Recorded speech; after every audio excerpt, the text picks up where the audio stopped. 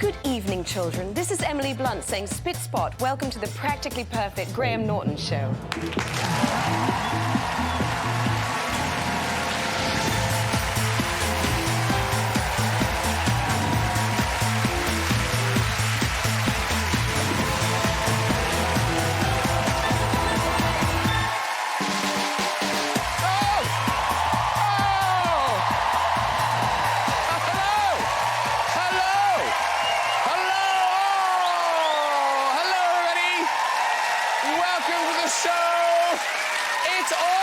Christmas, everyone!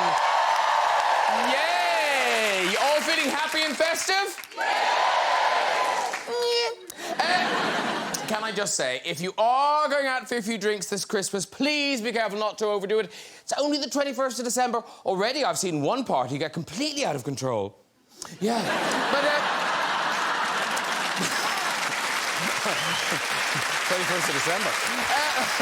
In the world of politics, everyone's getting ready for Christmas. Jeremy Corbyn, he'll be enjoying a vegan Christmas lunch. Well, I say enjoying. He's having a marrow, isn't he? And he says he's going to stuff it. Might we suggest where? In America, Melania Trump, God love her, she was put in charge of the White House Christmas trees. Now, It is an odd choice of Christmas tree, but red is her favourite colour. I mean, she's even used it in the bedroom.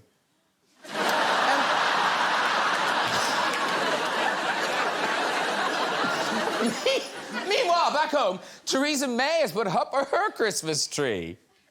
I know it's a bit pathetic, but she insists she got the best possible deal. Oh no, she suffered enough. Let's get some guests on! Later, we'll have music from pop icons Boy George and Culture Club. Yes, we will. But first, a real Christmas treat. We've got the stars of the hotly awaited Mary Poppins Returns. He's the BAFTA-winning British actor who starred in Paddington, James Bond, and A Very English Scandal. It's Ben Whishaw, everybody! That's Ben Whishaw. There he is. Hello, sir. Lovely to see you. Have a seat, dude. There's your wife. This actress and writer has starred in Cars, Shutter Island, Doll and M, and the Emmy-winning The Newsroom. It's Emily Mortimer, everybody! Velvety. Hello, my dear. Hello. Have a seat, dude. Thank you. He's the multi-award-winning genius behind the global hit musical Hamilton. It's Lin-Manuel Miranda!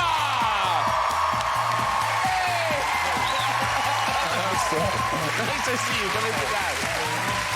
And she's the Golden Globe-winning star of The Girl on the Train, The Devil Wears Prada, Sicario, and A Quiet Place. Now, taking on the iconic role of Mary Poppins, it's Emily Blunt! Hello. Lovely to see you. Have a seat, you. There we are. Oh. Drink, everyone drink. Merry Christmas, everyone. Merry Christmas! Cheers! Don't have any. Hey, it's a party for 5. And there's only a few days to go, and obviously you are kind of the Mary Poppins family kind of reunited. But for Christmas, are you all going to... All together, right? Yeah, all together. On Cherry Tree Lane. Is this the end of the Mary Poppins whirlwind now? Is this... Just about. Nearly. Yeah, almost. Now it belongs to the world. Well, yes, it must be weird after all this time, because when did you actually finish this film? May 2017. Well done. 2 years We ago. don't remember what happens in the movie. So it is a long time ago. Yes. And so is it nice to come back and see each other again? Or Yes. It actually is wonderful. It's the best. Oh, how nice. A happy Mary Poppins family. Yes. So this is it. No pressure. It's just the most loved film of all time. And Mary Poppins Returns. Not so much a sequel. It's more of a kind of companion piece, wouldn't you say? That's a good way of saying it. Sort of a, I guess, yes. Well, let's just say that. alongside. It's a 54-year awaited sequel. Yeah, it's not like kind of, ooh, what's going to happen next? It's, you know, it's a whole standalone film. Yeah. It opens everywhere from today, and already 4 Golden Globe nominations and SAG Awards and all sorts. And before we talk about it, here's a taste of what to expect. Mary. Poppins, you came back. I've come to look after the bank's children. Us? Oh, yes, you too. But we don't need need a nanny. We have grown up a good deal in the past year. We'll have to see what can be done about that. No, not yet. Some people like to splash and play. Can you imagine that? How did she do that? One thing you should know about Mary Poppins, she never explains anything. Perhaps we've learned when day is done, some stuff and nonsense could be fun. Everything is possible. Even the impossible. Are you sure this is quite safe? Not in the slightest. Ready? Wow. That's it. That's your movie right there. And it must be lovely, I was saying to you guys backstage, it must be lovely to see it, you know, after all this time with all, you know, all the animation and everything back in it. And... It is amazing, actually, because when we shot the animation, it was all on a green screen, so we were sort of interacting with a tennis ball and stuff. Yeah. The movie's about imagination, and we needed to use ours because all of our co-stars were to be drawn later. Yeah. So, obviously, Emily Blunt, you're Mary Poppins, that Yes. we know. Yes. But Emily M, let's go with Emily M. Emily M. Okay. And Ben, now you play returning characters also. Yes. Yes. Tell us who. Tell them, We're Ben. Michael and Jane Banks, but grown up. Yes. Yeah. And you've sort of grown into your parents in odd sorts of ways.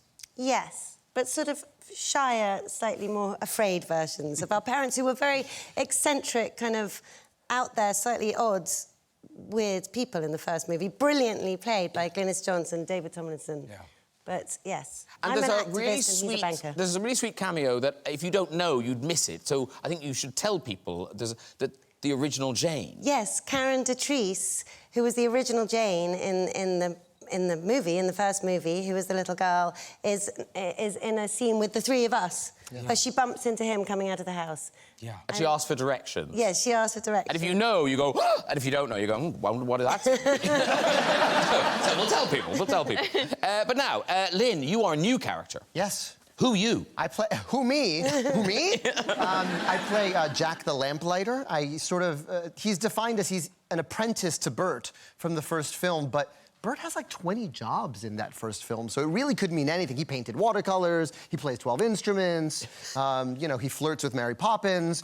So, you know, it could mean anything, but Jack sort of knows that Mary is magic, and he's the wingman. He plays the wingman position. And in this country, at least for as long as I can remember, people have had a sort of obsession about Dick Van Dyke's accent. I know, it's so good, right? It's amazing. I don't know how he nailed it, but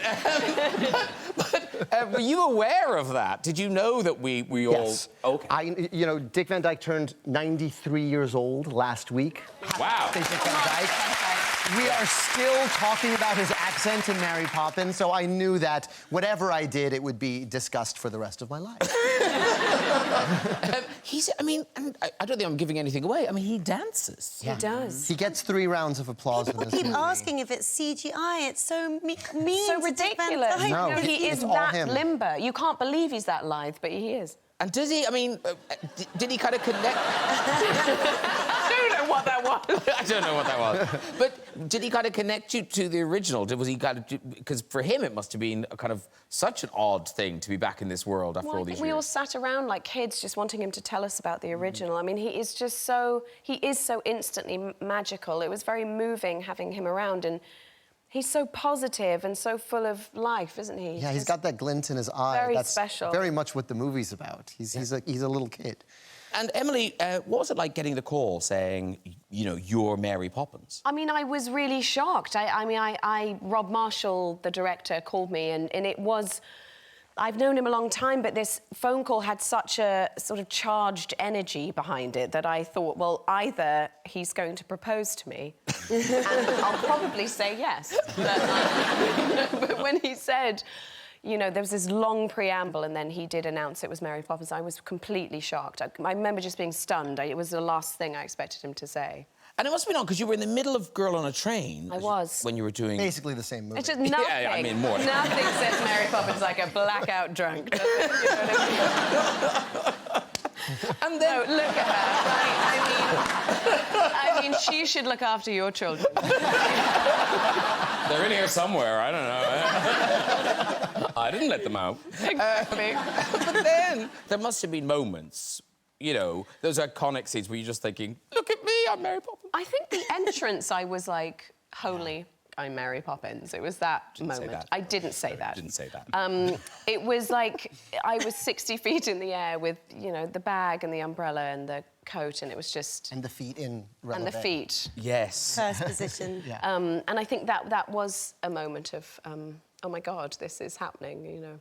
And of course, there are lots of challenges in the film. Like the flying is physically challenging. But Lynn, you had it's more physically challenging than maybe it looks. Yeah. Yeah. You know, lamplighter's not the easiest job people have ever had. I mean, it's a lot of climbing ladders and riding very cumbersome bikes. There's one scene, you know, there's a lot of dancing and there's a lot of special effects in this movie, but my hardest scene was a scene where I light a lamp, put my lamplighter stick back in its holster on my bike, steal an apple from a cart, throw it to an orphan over my shoulder, all while singing in my Cockney accent, all in a single take on British cobblestone streets. And that 10 seconds is the hardest I've ever worked on. And Emily Mortimer, Yes. in this film, you faced two of your biggest fears, but at the same time. Yes. It was hell, singing. Oh, singing, yeah. Which I'm preternaturally scared of and terrible at.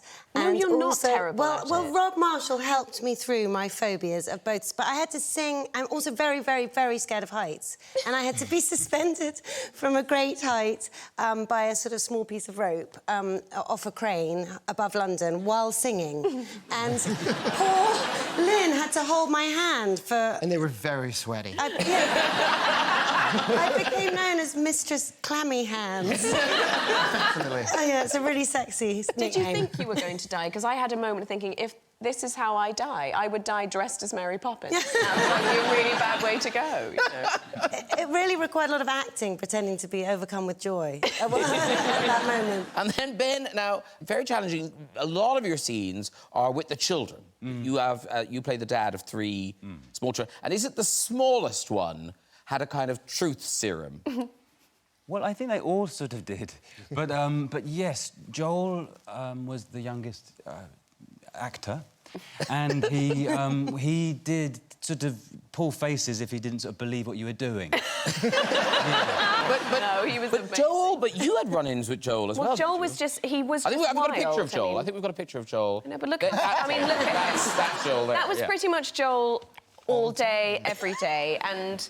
And was he it just one? They didn't have twins the way they. No, it was just Joel, and two would have been too much actually. But there was like Joel wrangling that would go on. You just hear 10 voices from every corner of the set going, Joel, focus, Joel, please, Joel, stop it now, Joel, focus, Joel, we There are was shooting. a scene where they're holding cotton candy floss, and he wasn't supposed to eat it between takes, but how do you tell an 8-year-old boy not to eat candy floss? Yeah. So he ate it every take. And then if you watch the scene, I think he's actually not in his right mind. He is, like, so high on sugar. And then took his Mary Poppins. He's literally going like... It's incredible. And what was the thing he would try to make you laugh? Well, Joel would say to me, as I was sort of preparing for a very fast-paced Mary Poppins monologue, and it was just for a second, I just needed to focus, just for a second. And they'd be like, rolling, rolling, and you'd hear Joel go, Emily, what do you get if you put the letter B in front of the word oobs? And I was like... it would just be that moment of... You know, and you didn't want to, but, you know, and then they'd be like, an action, you know. And the original film, obviously, we've all seen that and grew up with it. But Emily Mortimer, you were quite traumatised by it. Well, there are some weird elements to it that sort of strike... Well, they're very interesting when you're a small child. One of which is we keep talking about this, the nannies being... Do you remember all those nannies being blown away at the beginning of Mary Poppins? Oh, they were applying for the job. Yes. She rocks up. Yes, and they're lined up in a queue outside the house to apply for the job, and then she rocks up and look, there they are.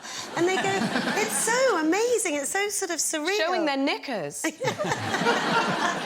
Yes, I never questioned it, but I suppose they did all die. Yeah, I suppose they did.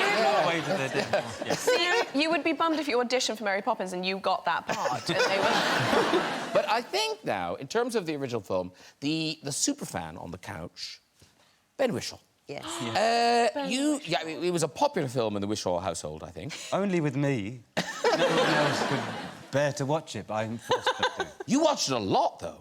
endlessly. Yes. Yeah. And you identified with Mary. I wanted to be her. Yes. And now, honestly, I didn't break into your house. You did send us this picture. But someone in the Whishaw household took a picture of young Ben. How old are you in this picture? I think I'm about 3 or 4. About 3 or 4. And this is Ben Whishaw giving us his Mary.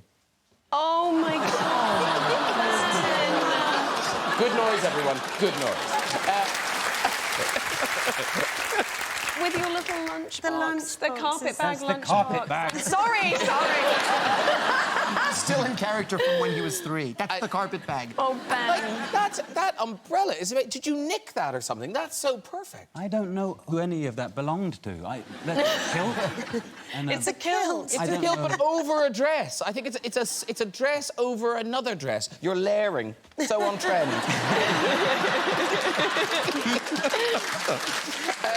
And now, Lin-Manuel Miranda, I would say you don't sound like the easiest of children. You recently tweeted some letters. These are genius. These are letters you wrote to your parents from summer camp, yeah. OK. So the first one's kind of a form letter. So it's hi from camp, dear mum and dad, how are you? In hell. OK. Yesterday, I realised that my tent was full of morons. Oh, my God. Today, these really annoying kids are bugging me. us, yeah. Tomorrow, excruciating, boring class begins. I can't wait to go home. Please send me some Mad magazine, something like that. Love, Lin-Miranda. P.S. The kids are OK if you get used to them. Now, this next one... The next one is all his own work. This contains drawings and all sorts. It's on Garfield paper. You should know he's taking it seriously. Yes. Dear family, hi, remember me? I'm the kid you ditched in the woods for a month. You know how we hardly ever go to Mass? Well, I go every Sunday. Here's a picture to remind you of me. And it's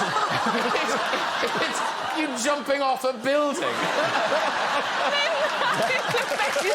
didn't like that. But then the weird thing is, you did get out of camp. I did. It was the performance of my life. I'm not proud of it as an adult, and if my kids ever ask about it, I'll deny it. But I faked a spinal injury. Oh, my goodness. To get out of camp. There was a kid who hurt his back and got to go home, and I went, huh. And then the next day, I was alone with a friend of mine. I threw myself on the floor. I pretended I couldn't feel my legs. And I was rushed to the hospital. And I had to keep up this performance all summer. And I had a fake limp. And I had x-rays at Bellevue Hospital in New York City. But I went home. I got to go home. Yeah.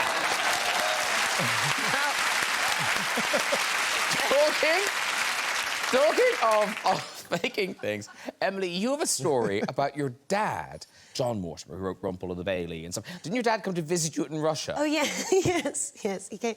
Yes, he came to visit me in Russia, where I was on a gap year between school and university, and I made him take me to the most expensive restaurant in Moscow, which was at the top of the Metropole Hotel, I think it was called, because I hadn't been eating very well on this. Anyway, we went and he was being so sort of generous and so happy to see me, and he ordered caviar, and it was so great. We had champagne and caviar, but without looking at the menus, and then they brought us the menus, and one order of caviar was something like £250 or whatever the equivalent was, and we both felt absolutely sick. And my dad said, "We have to get out of here." And I said, "I know."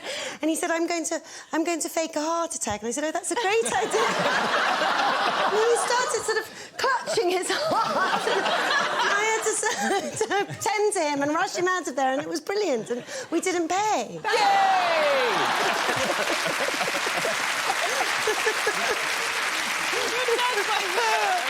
There are kids who love Mary Poppins Returns who are watching this right now. Talking of Mary Poppins Returns, let's watch another clip. This is the children being introduced to the fantasy world of Mary. Bucks and mares, cubs and does, welcome to our show of shows. It is my great honour to introduce this evening's renowned guest.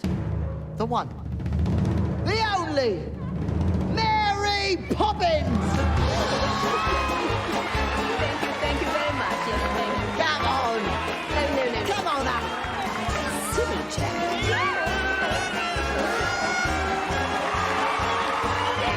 Sing for us, Mary Poppins! No. Come on, have a go. No, I haven't sung in years. Sing for us, Mary Poppins. Do sing for us. No, I couldn't possibly. D flat major. Good. And that was That was little Joel on a sugar rush. Joel, high on his mind.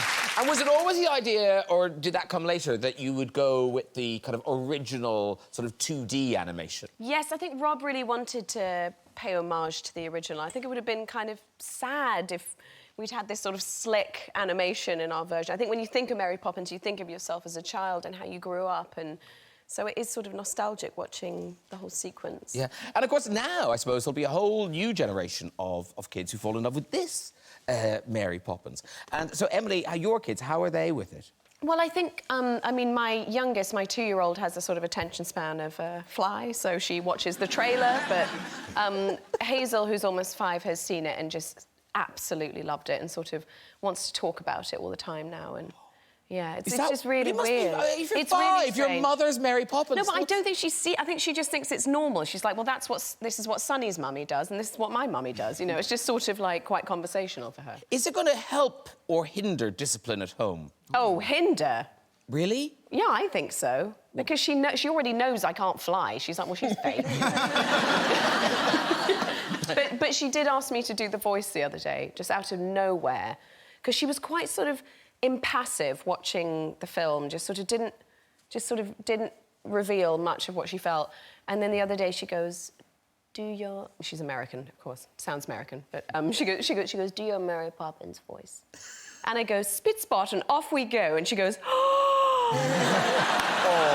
And it was just so sweet. And they quite like impersonating me in the bathtub, where I say to the dolphin, no, not yet. And now the 2 of them go, no, not yet. Like, Because then your eldest son, he was on set. Yeah, he was on set. I brought him for every musical number. So he has a very skewed view of what his dad does for a living. He sees Big Ben and goes, Daddy climbs that for work. But it was magical because he was 2 turning 3 when we were making this movie, and they're very formative sort of memories for him. And also the physical sets. It wasn't all CGI or anything. Oh, it was nearly all physical sets. Yeah, he was on Cherry Tree Lane. He was, you know, on the Big Ben the big Triple Little Light Fantastic. Yeah, our kids sort of explored all that together. That was a really magical But you already must have been quite a cool dad because of your Disney associations. Yeah, I was a Moana dad for a while. Yeah, you wrote the music for Moana. Yeah. But the thing is, that's got to get you brownie points at home. It does, and that was his first movie, so it was a lot of "You're welcome" around the house. And you know, I mean, that's the kind of song you can only write for Dwayne "The Rock" Johnson because only he could get away with it, and you're like, what a charming man. He's the only person who could pull off that. He is an amazing charmer. You've just worked with him, haven't you? I did just work with him, yes. Yeah. We did. We just had dinner with him last night. It was really fun. What does The Rock eat? Well, a sort of like gruel, sort of hash-like. Yes, it was a combination of... It was very different from what we were eating. Yes. What was it? Well, he sort of has one big sit? cheat night a week. Yeah, he sat. Yeah, oh, because when he worked with me, he didn't... It was like he was burning calories while eating lunch. And he would sort of stand and eat this giant chicken. I was like, do you want to sit? And he was like, no, man, I'm good. But last night, he relaxed. Yeah. For his party. He loves tequila, though. Oh, does he? Oh, yeah. Good old Rock. Yeah, absolutely. Good old Rock. I don't know why I dropped the, but anyway. I know him so well. I just call him Rock, no the. Now, Emily, Mortimer, in terms of your children encouraged you to get involved in animation, to do voice work, didn't they? Well, didn't you? No, was it your son? Well, my son loved Finding Nemo. My son's first word was Nemo, which is a quite bad reflection of me as a parent. It says there's a lot of sitting in front of a telly. And I did actually love Finding Nemo. I think Finding Nemo is one of the best films ever made. But I did work out quite early on that he was sort of hypnotised watching it and that it would be quite good to sort of just shove him in front of it for hours at a time. And so his first word was Nemo. And then about 6 months later, I put Nemo on for the 100,000th time and he said... Not fucking Nemo again. He must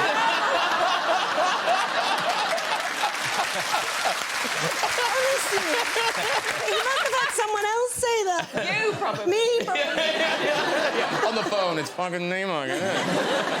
Oh my God. Funny. But then you said yes to Cars.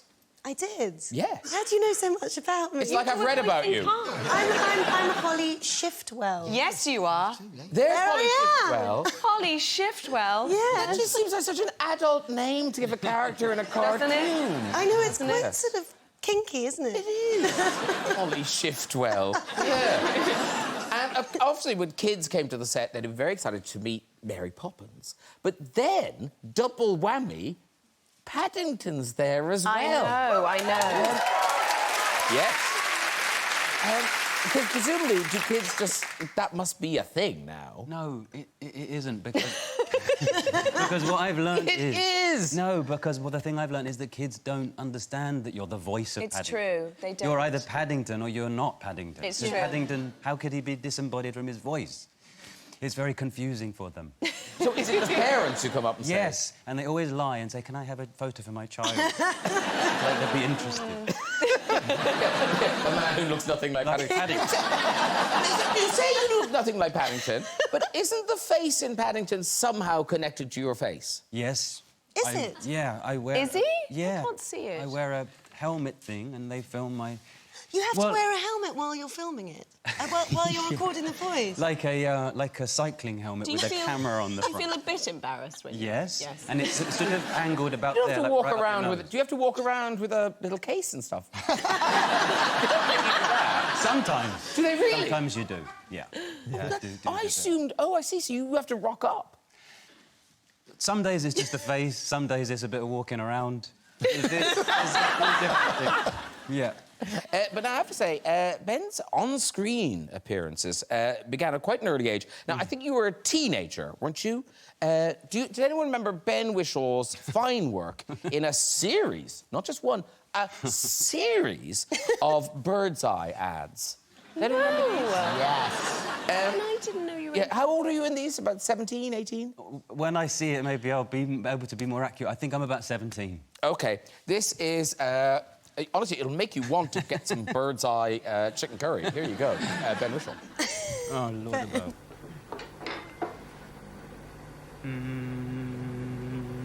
Ping.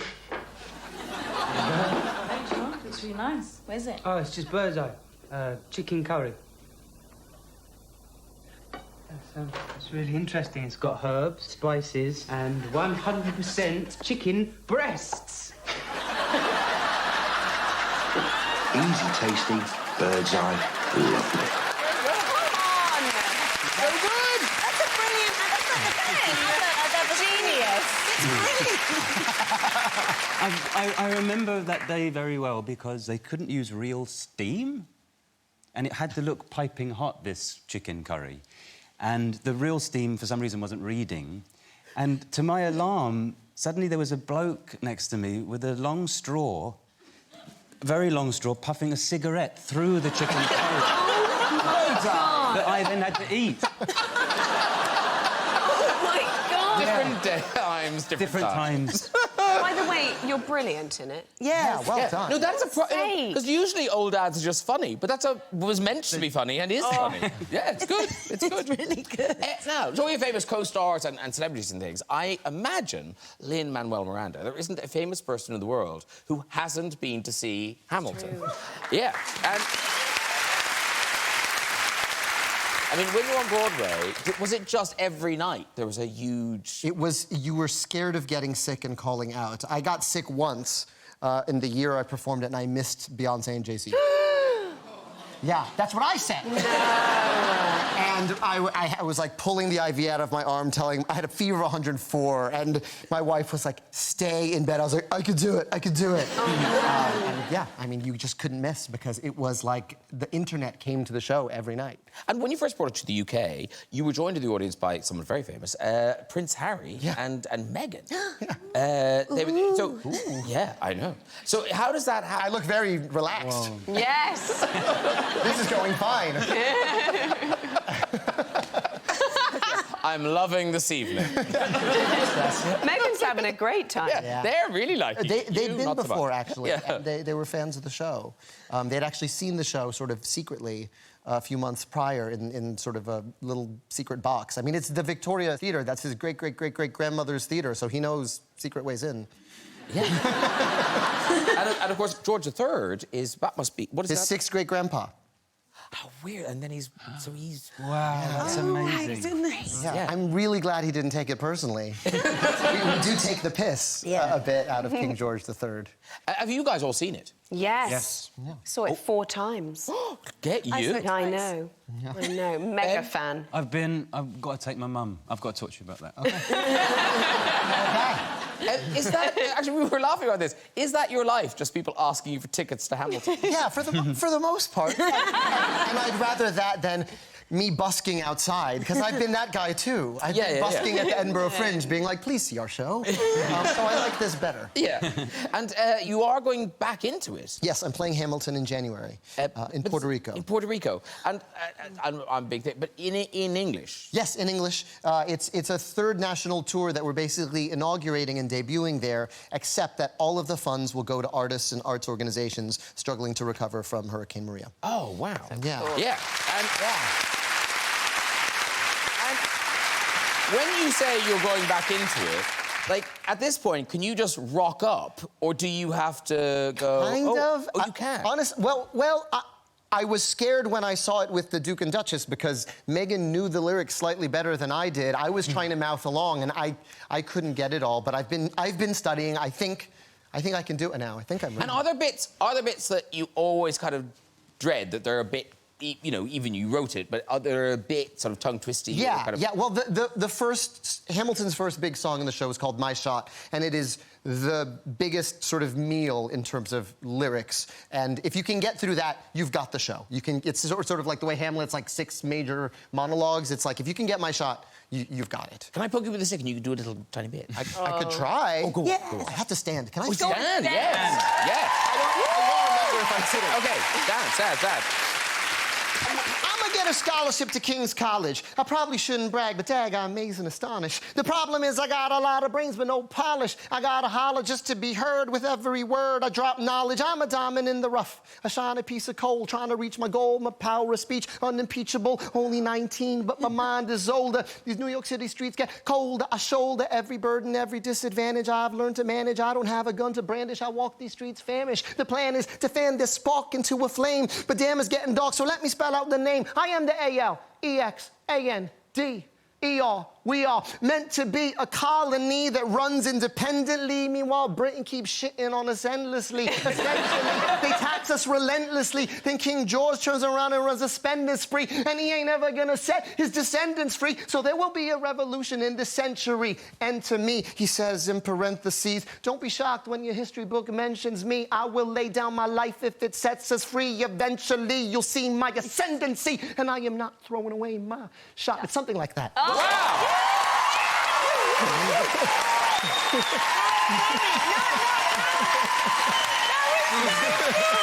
I got it. It's there. You got it. Okay. Drink. Now drink. Yeah. And it's like... Take it down.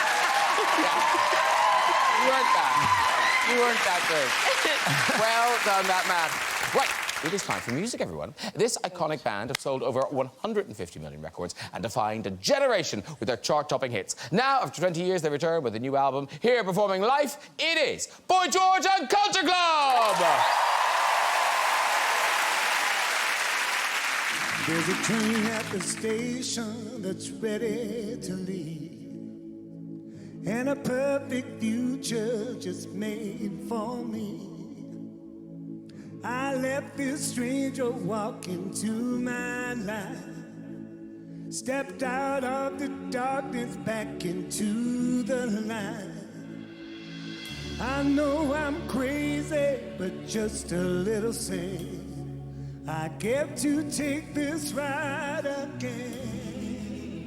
You give me hope when I wake up to lift my head and take what's mine. We look for laughter in the madness. You give me hope, and you give me life. Will you let me breathe now while I find my truth?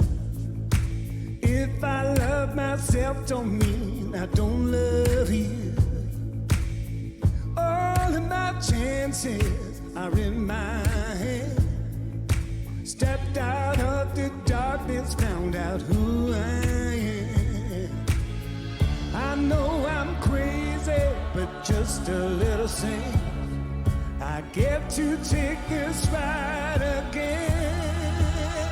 You give me hope when I wake up to lift my head high and take what's mine. We look for laughter in the madness. You give me hope and you give me life.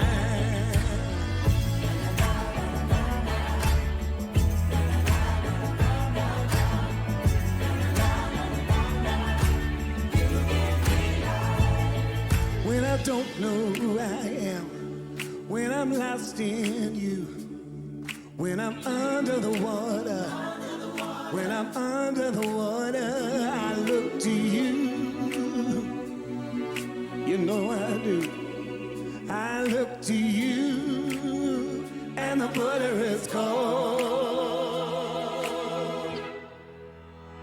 You give me hope when I wake up to lift my head high and take what's mine.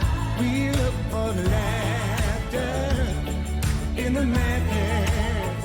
You give me hope and you give me life.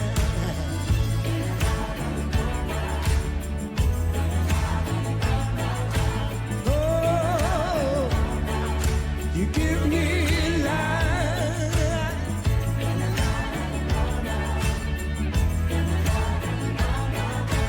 Oh, you give me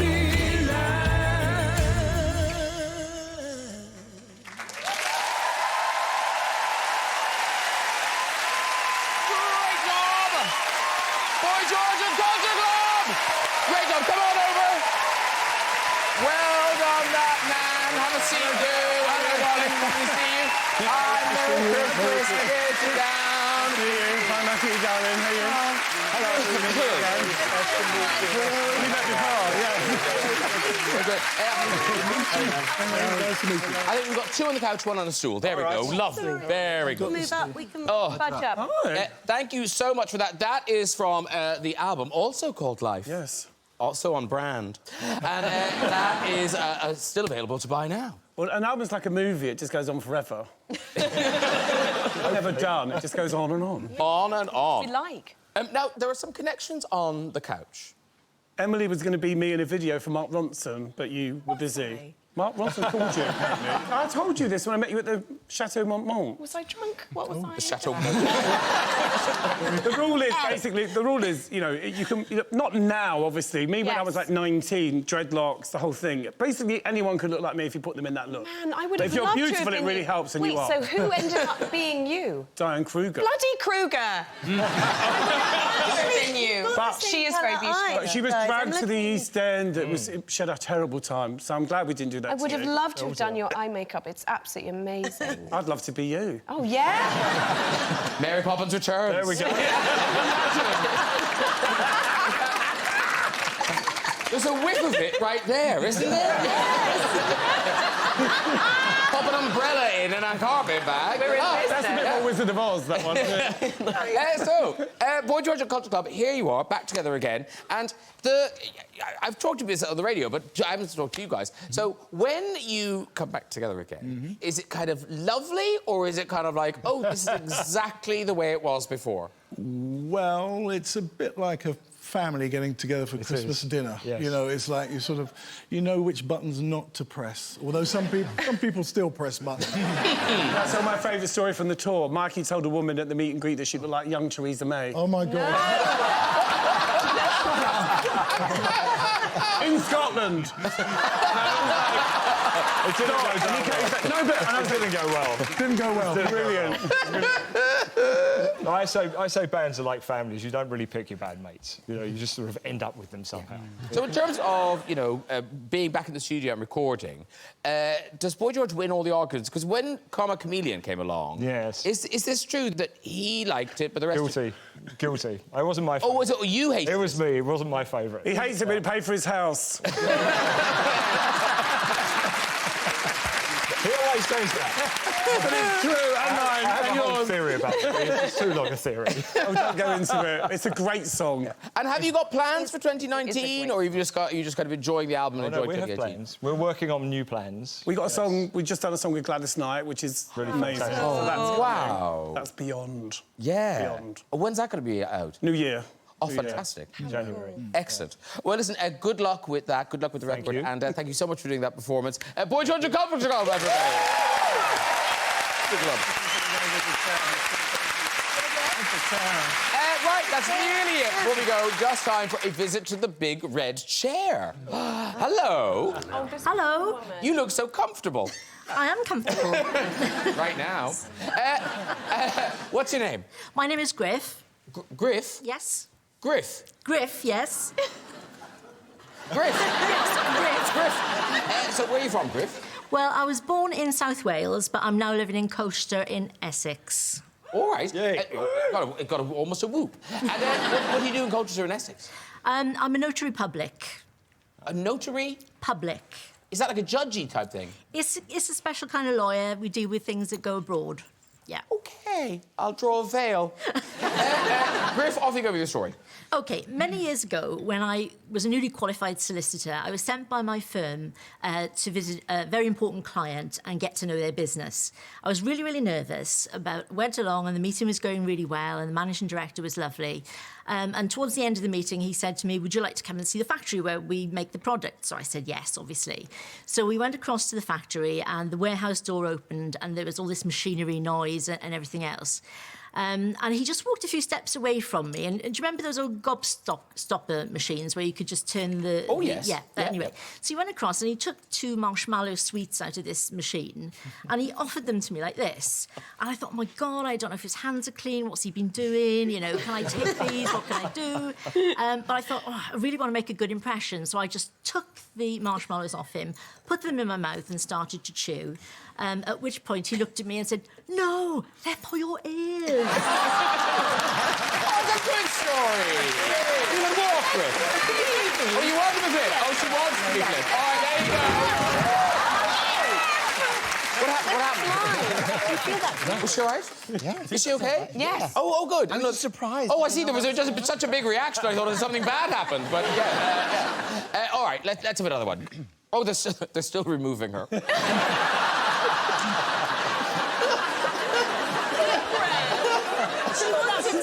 No, she wanted... No, I was letting her walk. She wanted to be flipped. Did she say flip me? I hope that's what she said.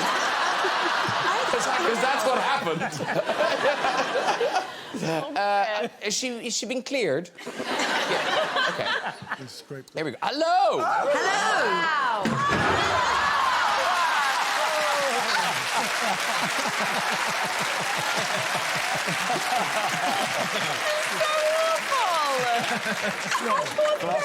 You know families at Christmas. Glass is too much. It was just too much. That was the glamorous aunt. That was the fun aunt. Have we cleared that person now? Yeah, I think we're ready for another one. Hello! Hi. Hi, what's your name? Sarah Beth. Sarah Beth, lovely. And what do you do, Sarah Beth? I work in property PR. Property PR? Yes. Ooh, yes. Property needs more PR. OK, Sarah Beth or... Sarah Beth? It's Sarah Beth, yeah. Sarah is Sarah Beth. Yeah, I got that right. Yeah, sorry about that. Sarah Beth, off you go. OK, so 5 months ago, I gave birth to my lovely little girl. And after doing the necessary, I was lying on a hospital bed, being seen to by a midwife. I won't go any further. And during that moment, my husband was having skin-to-skin with our daughter. So I thought, oh, that's a lovely picture, camera moment. So I took a picture and sent it to all our family and friends. But what I didn't realise that was my husband was sitting in front of a reflective window. And there I was with my legs up in stirrups. There you go. That was the first picture of our little girl that we sent to all our family and friends. If you can walk, you should walk. Yeah, well done. Well done. That really is all we've got time for. It's nice to have to go and eventually yourself. I'll tell you a story. You can contact us via our website at this address. Please say a huge thank you to all of our guests. Boy George and Culture Club! Ben Whishaw! Emily Mortimer! Lin-Manuel Miranda! And Emily Blunt! Yay!